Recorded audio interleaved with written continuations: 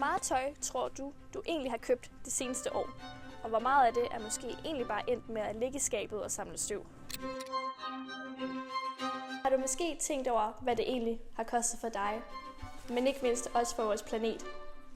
Dette kan måske lyde som et ligegyldigt spørgsmål for rigtig mange, men faktisk har det større betydning for klodens CO2-udledning, end vi egentlig går og tror.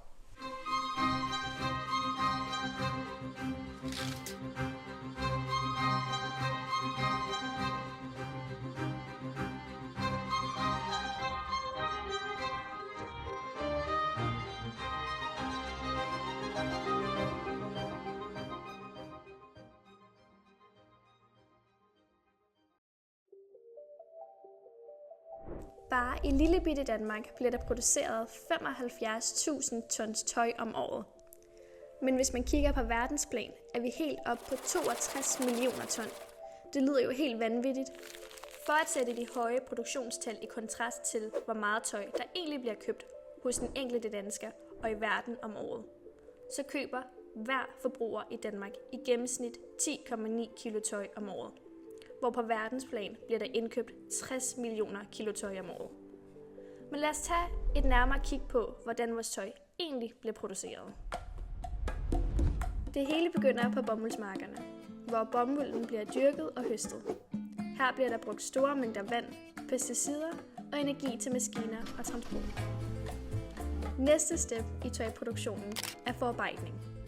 Her bliver tøjet spindet, bleget og farvet, som alle er utrolig energikrævende behandlinger.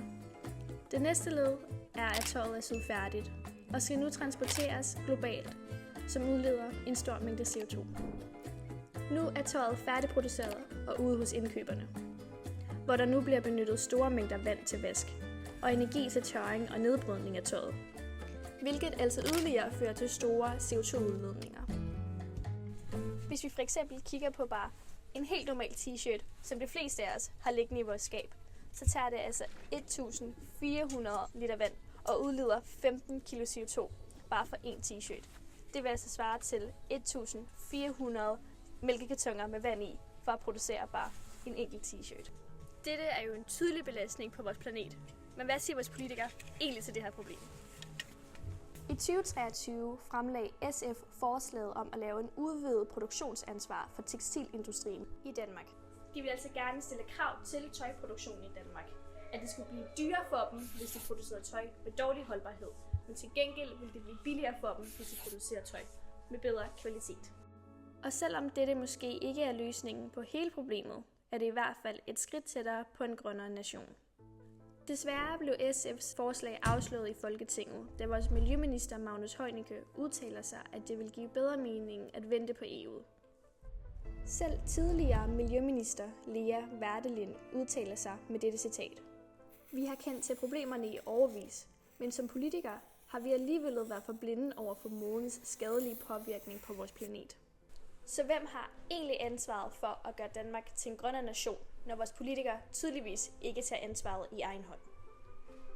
Her er vores 5 bud på, hvordan du kan gøre din egen garderobe bæredygtig, og sammen vil vi gøre Danmark en grønnere nation. 1. Køb mindre, men bedre. Altså, invester i bedre kvalitet og dermed køb mindre tøj. 2. Køb genbrug og giv til genbrug. Det vil altså sige, giv dit tøj et nyt liv ved at benytte dig af genbrug. Nummer 3. Reparer dit tøj. Prøv at gemme dit tøj så længe som muligt ved at reparere det. Nummer 4. Vask eller stryg mindre. Det vil altså sige at prøve at se, om dit tøj faktisk har brug for en vask, og gør den ene folde i skjorten faktisk den store forskel. Og sidst, men ikke mindst, nummer 5. Leg eller lån dit tøj. Det vil altså sige, leg eller lån din nytårskjole, i stedet for at købe en ny en hvert år. We've had enough of this nonsense.